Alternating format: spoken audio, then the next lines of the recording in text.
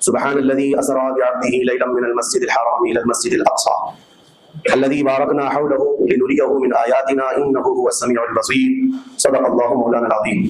بارگاہ رسالت میں آپ صلی اللہ علیہ وسلم میں درود پاک کا ہدیہ پیش کریں. اللهم صل على سيدنا مولانا محمد معدن الجود والكرم وآله واصحابه الكرام وابنه الكريم وبارك وسلم صلاة دائمة سرمدا ابدا.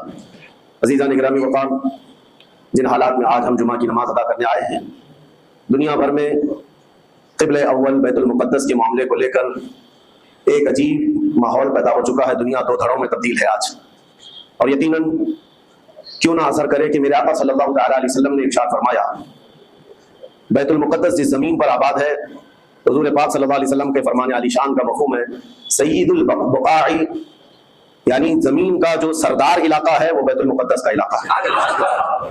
مسجد اقصی جہاں پر آباد ہے اس کو سید البقاع کہا گیا ہے.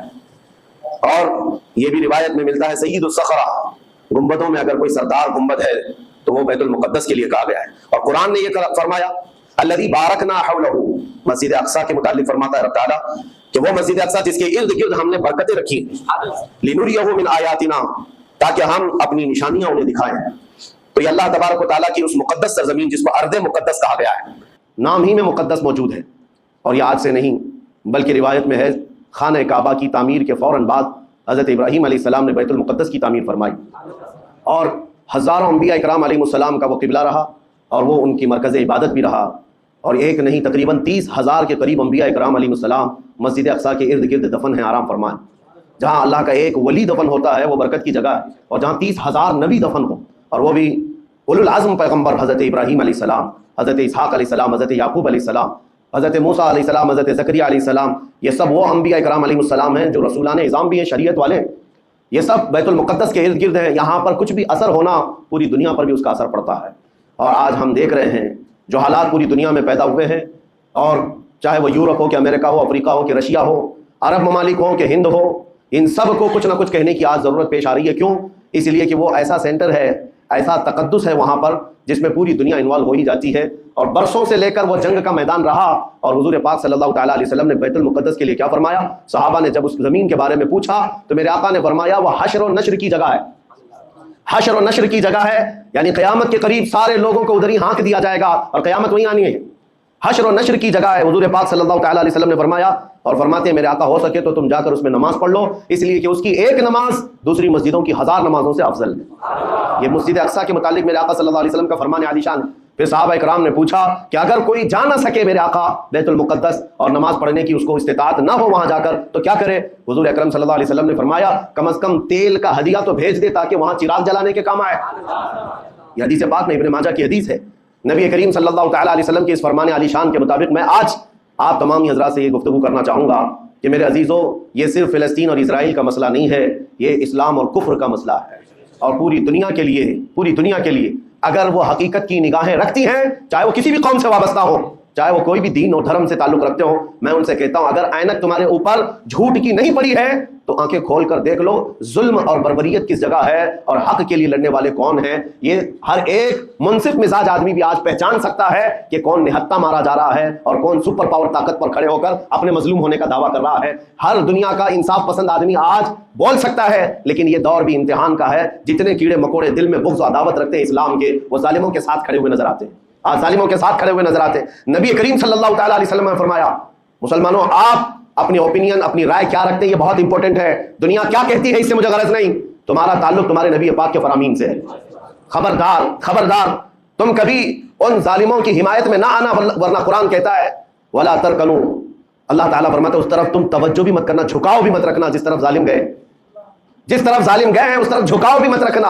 اور آج کہیں ایسا نہ ہو کہ دنیا تمہارے پاس بہت آ گئی، چکا چوند دنیا دیکھ کر، جیسے امارات والے ہوئے، متحدہ عرب امارات، دبئی جیسے آج انٹرنیشنل سٹی ان کے پاس مل گئی ہے، پوری دنیا وہاں پر تجارت کرنے لگ گئی.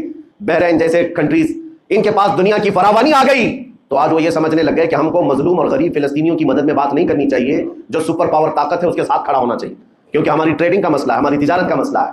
وہ یہ بھول گئے کہ ان کا اسلام کہاں ہے، ان کے آباء و اجداد کی روایت کہاں ہے.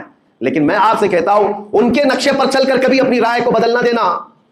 بعض مسلمانوں میں یہ گفتگو پھیلی ہوئی ہے کہ کیا ہم ہی مسلمان ہیں ہندوستان کے، کیا ہم ہی لوگ ہیں جو اپنی رائے بنائیں، وہ بڑے بڑے لوگ ہیں، عرب لوگ ہیں. اور بڑے بڑے مشائخ ہیں وہاں پر، ان لوگوں نے رائے الگ بنائی ہے، وہ دنیا کے اور پیسوں کے پجاری بن گئے ہیں، ان کے ہاں نفس غالب آ چکا ہے اور شیطان کا ان کے اوپر غلبہ ہے، وہ حق نہیں دیکھ رہے ہیں۔ میرے عزیزوں، کہیں تم اپنی رائے اس طرح بنا لیے تو حدیث کو جھٹلانے والے ہوں گے۔ اللہ کے حبیب صلی اللہ علیہ وسلم کی حدیث سناتا ہوں، حضور پاک صلی اللہ علیہ وسلم فرماتے ہیں لا تزال عصابۃ من امتی یقاتلون علی ابواب دمشق وما حولها وعلى ابواب بیت المقدس ظاہرین علی الحق۔ حضور پاک صلی اللہ علیہ وسلم فرماتے ہیں لا يضرهم خذلان من خذلهم ظاہرین علی الحق الى ان تقوم الساعہ۔ میرے آقا فرماتے ہیں قیامت تک میری امت میں ایک جماعت ایسی ہوگی جو دمشق کے دروازوں پر اور بیت المقدس کے دروازوں کے اطراف میں حق کے لیے کھڑی رہے گی قیامت آنے تک۔ اور حضور پاک نے یہ بھی فرمایا، میرے آقا مخبر صادق صلی اللہ علیہ وسلم کے فرمان آج ہم اپنی آنکھوں سے دیکھ رہے ہیں۔ حضور فرماتے لا يضرهم خذلان من خذلهم، میرے آقا فرماتے ہیں دنیا کے بڑے بڑے دھوکہ دینے والوں کا دھوکہ انہیں کچھ اثر نہیں کرے گا، انہیں کوئی نقصان نہیں پہنچائے گا۔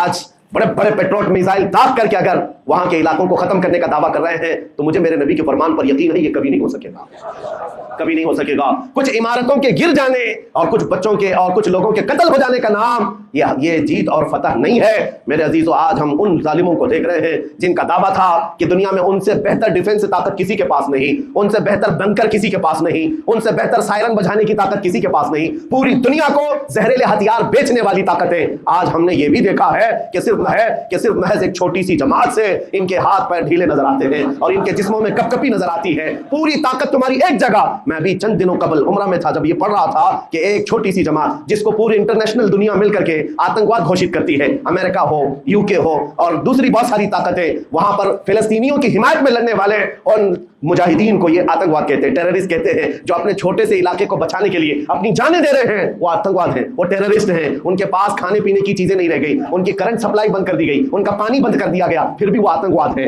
میرے عزیزوں، یہ دنیا کا دگلا معیار دیکھو آپ، رشیا پورے یوکرین کو تباہ کرتا رہا، پورا راکھ میں بدل دیا۔ ان ظالم کتوں کی زبان پر کبھی نہیں آیا کہ رشیا آتنکواد ہے یا رشیا ٹیررسٹ ہے۔ یہ میڈیا میں بھونکتے رہے رشیا اور یوکرین کی وار چل رہی ہے، زمین کا مسئلہ ہے، ارے ہزاروں لوگوں کو رشیا راکھ میں بدل کر رکھ چکا ہے، کیوں نہیں بولتے اس کے متعلق؟ کیوں نہیں کہتے کہ وہ آتنکواد ہے؟ اس لیے کہ یہ ظالم دجالی میڈیا جتنے ہیں انہیں پتا ہے ان کے باپ داداؤں سے بڑی طاقت اس کے پاس موجود ہے۔ طاقتوں کی پوجا کرنا اور بڑی بڑی طاقتوں کو سلام کرنا یہ ان کی فطرت میں داخل ہے، اور ہم الحمدللہ مسلمان ہر وقت یہ فیصلہ رکھتے ہیں کہ جو غریب ہے، جو مظلوم ہے، وہ چاہے ایک سکہ بھی نہ رکھتا ہو، ہم اس کی حمایت میں ہمیشہ کھڑے رہتے ہیں۔ یہ اسلام کی خاصیت ہے، ہم طاقت و قوت اور تخت کو دیکھ کر کسی کی حمایت میں نہیں کھڑے ہوتے، بلکہ حق و باطل کو دیکھ کر اگر مظلوم چھوٹی سی جگہ پر بھی ہے تو ہم اس کے ساتھ کھڑے ہیں۔ اسلام میں ہو یا نہ ہو، اگر وہ مظلوم ہے تو اس کی آواز ہم اٹھاتے ہیں۔ عزیزان گرامی وقار، جس کو اپنی طاقتوں پر خوب بھروسہ تھا، میں ایک بات عرض کرتا ہوں، مسلمانوں آج جاگنے کی ضرورت ہے، بیداری کی ضرورت ہے۔ تمہارے دماغوں پر یہ پٹی ڈالی گئی ہے اور یہ بٹھایا گیا ہے ان کے پاس بہت بڑی بڑی طاقتیں، تمہارے ادھر ادھر کرنے سے کچھ نہیں ہوتا، تمہاری آواز اٹھانے سے کچھ نہیں ہوتا۔ رب تبارک و تعالیٰ نے تمہیں یہ ظاہر کر دیا کہ میں ابھی پڑھ رہا تھا اس چھوٹے سی علاقے میں غزہ پٹی میں بڑی بڑی دنیا کی 4 تنظیمیں، خفیہ خبر رساں ایجنسیاں موجود ہیں جو ان کی خفیہ خبریں ہر وقت پہنچاتی ہیں۔ وہ اسرائیل کی بھی ہے، امریکہ کی بھی ہے اور سعودی عرب کی بھی ہے اور ایجپٹ کی بھی ہے۔ 4 بڑی بڑی کنٹریز کی خفیہ ایجنسیاں کام کر رہی ہیں اور سب کی سب خفیہ خبر رساں ایجنسیاں فیل ہو گئی، ناکام ہو گئی۔ اس کے باوجود اسرائیل کے درندوں کو یہ وحشتناک چیز دیکھنی پڑی۔ دنیا آج اس میں حیرت میں ہے کہ ایسا کیسے ہو گیا، ایسا کیسے فیل ہو گیا، یہ سسٹم کیسے کام نہیں کر سکا، ہمیں پہلے سے اطلاع کیسے نہیں ملی۔ میں قرآن پڑھ کر کے بتاتا ہوں، میرا رب فرماتا ہے وَمَكَرُوا وَمَكَرَ اللَّهُ وَاللَّهُ خَيْرُ الْمَاكِرِينَ۔ کافر منصوبہ بناتے ہیں اور اللہ خفیہ تدبیر کرتا ہے اور اللہ کی خفیہ تدبیر غالب آتی ہے۔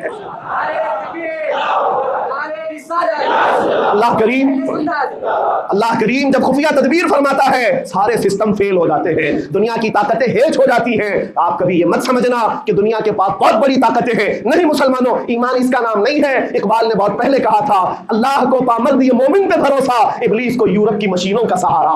ان کے پاس یورپ کی مشینوں کا سہارا ہے لیکن مسلمان کو اپنے رب کی طاقت پر بھروسہ ہے۔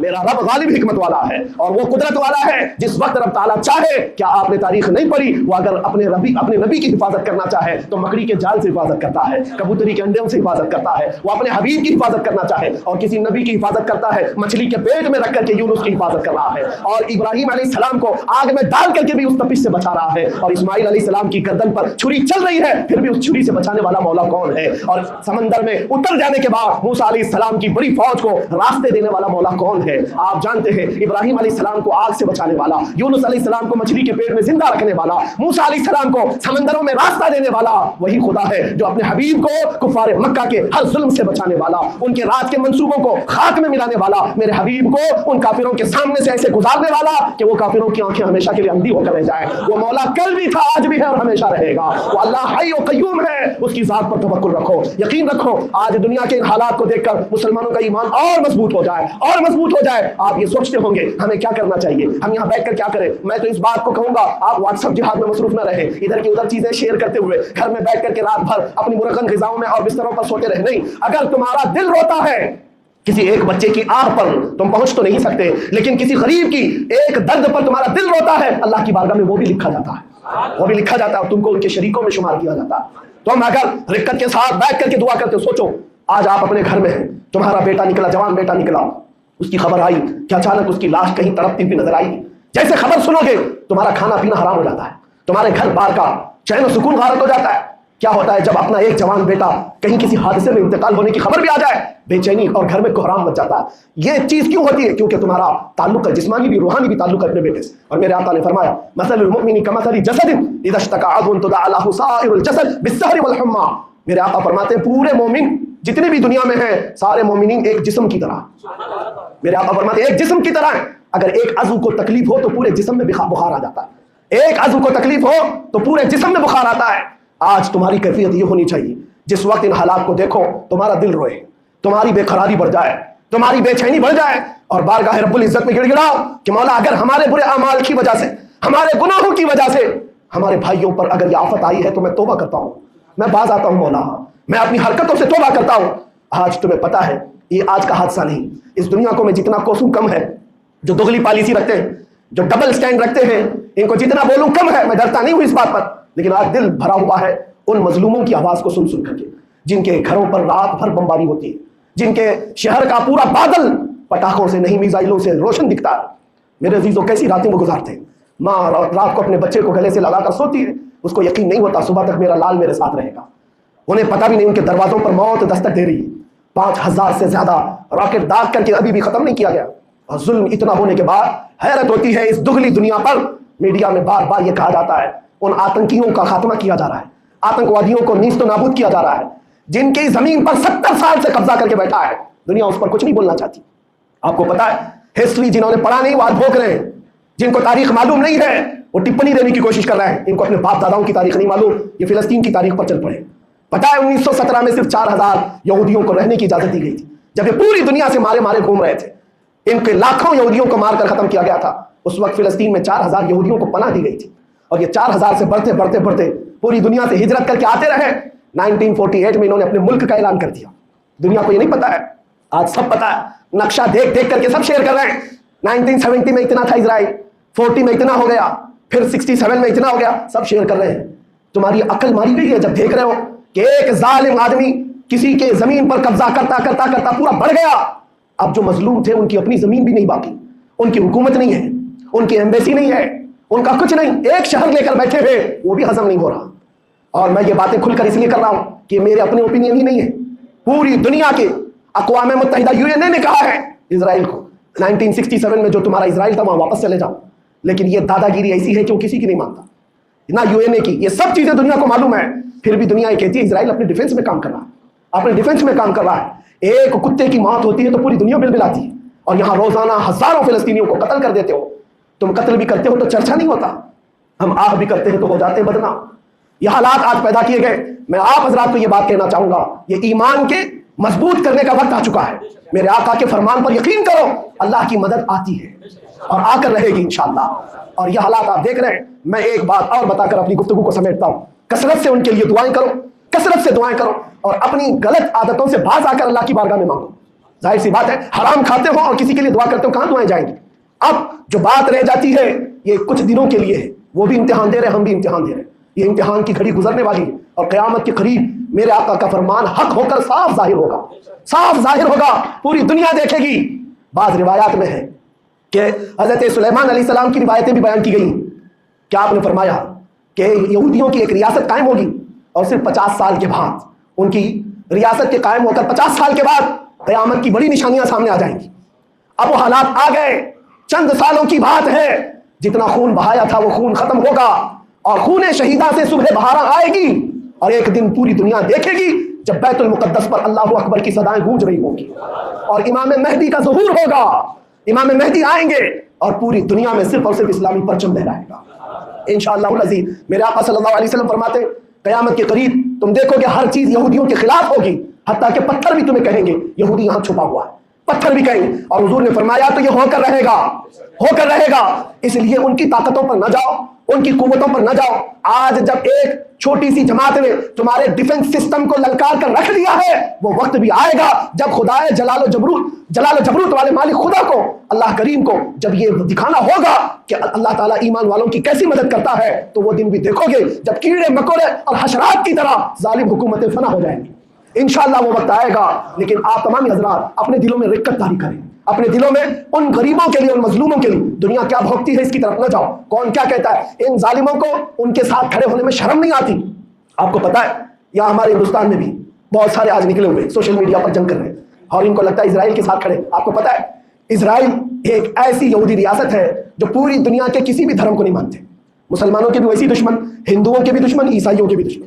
ان کو پتہ ہی نہیں ہے، ان کو لگتا ہے وہ ہمارا ساتھی ہے، مسلمانوں کو مار رہا ہے تو ہمارا ساتھی ہے، جبکہ وہ صاف انکار کرتے ہیں کہ بتوں کی پوجا کرنے والوں سے ہمارا کوئی رشتہ ہی نہیں، وہ یہودی ہیں۔ وہ پوری دنیا میں اپنے آپ کے متعلق یہ عقیدہ رکھتے ہیں کہ اللہ نے ہم کو ایک خاص مٹی سے بنایا اور سارے انسانوں کو کچرے سے بنایا، ساری دنیا کو کچرے سے اور جانوروں کے فضلے سے بنایا، اور ان کو ایک خاص جنت کی مٹی سے بنایا۔ اور قرآن میں یہ ذکر موجود ہے، اللہ فرماتا ہے وقالت اليہود نحن ابناء اللہ واحباؤہ، اے محبوب یہ یہودی کہتے ہیں ہم اللہ کے بیٹے ہیں اور اللہ کے محبوب ہیں۔ رب فرماتا ہے محبوب ان سے کہہ دیں اگر تم اللہ کے بیٹے اور اللہ کے محبوب ہو تو مرنے کی تمنا کرو کیونکہ اللہ سے مل جائے، لیکن اللہ فرماتا ہے وَلَن يَتَمَنَّوْهُ أَبَدًا، وہ موت کی ہرگز تمنا نہیں کرتے۔ یہودیوں کے یہاں جینے کی ہوس بہت ہے، اور قرآن کہتا ہے لَوْ يُعَمَّرُ أَلْفَ سَنَةٍ، اگر ان کو 1000 سال کی زندگی بھی دی جائے تب بھی وہ مرنا نہیں چاہتے، یہودی مرنا نہیں چاہتے۔ یہی تو بات ہے میرے عزیزوں، دنیا میں اور ہم میں فرق یہ ہے وہ کہتے تو ہیں ہم اللہ کے بیٹے اللہ کے محبوب لیکن مرنا نہیں چاہتے۔ لیکن مسلمان کا بچہ بچہ جذبہ شہادت میں نظر آتا ہے، اس ہمارے نزدیک موت کوئی حادثہ نہیں۔ ہمارے بزرگوں نے تو ہمیں یہ بتایا ہے کفن کندھے پر لے کر چلنا، موت آئے تو اوڑھ کر سو جانا، یہ نہ سوچنا کہ حادثہ ہوا ہے بلکہ یہ سوچنا ادھر آنکھیں بند ہوئی ادھر زیارت مصطفیٰ ہو گئی، ادھر میرے رب سے ملاقات ہو گئی۔ مولا کریم کی بارگاہ میں دعا ہے جب تک زندہ رہے عزت اور ایمان کے ساتھ زندہ رکھے۔ مولا غریب فلسطینیوں پر تو رحم فرما، مظلوم فلسطینیوں کو آزاد فرما۔ اے کریم ارحم الراحمین، تو نے فرمایا جب بندہ مجھے مصیبت میں پکارتا ہے میں اس کی پکار کو سنتا ہوں۔ اے مولا آج فلسطینیوں سے زیادہ کون مظلوم ہے، ان سے زیادہ کون مصیبت میں ہے، اور تجھ سے زیادہ کون رحم کرنے والا ہے۔ اے مالک و مولا ان پر رحم کی بارشیں فرما، اے اللہ ان پر رحم کی بارشیں فرما، اور ظالم طاقتوں کو فنا فرما دے، ان کو نیست و نابود فرما، ان کو کیفر کردار تک پہنچا، اسلام و سنیت کا بول بالا فرما، کفر و شرک کا منہ کالا فرما۔ وصلی اللہ تعالی علی خیر خلقہ محمد و آلہ و اصحابہ اجمعین برحمتہ۔